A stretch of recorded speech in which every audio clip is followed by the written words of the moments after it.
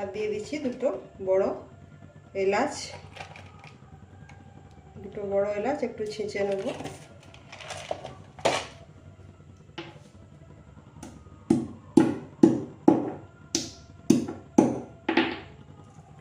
একটু খোসা শুদ্ধ থেতো করে দিয়ে দিলাম।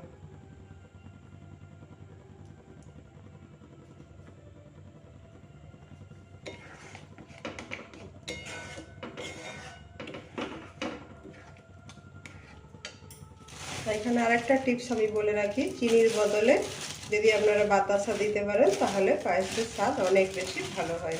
কেন বাতাসাটা দিলে জল কাটে না, চিনিটাতে যেমন জল কেটে যায়, বাতাসাটা দিলে বেশ একটা আঠা আঠা ভাব হয়, খেতে খুব ভালো লাগে। এই কিছু টিপস যদি মেনে পায়েস বানানো যায় তাহলে পায়েসের স্বাদ অনেক বেশি ভালো হয়।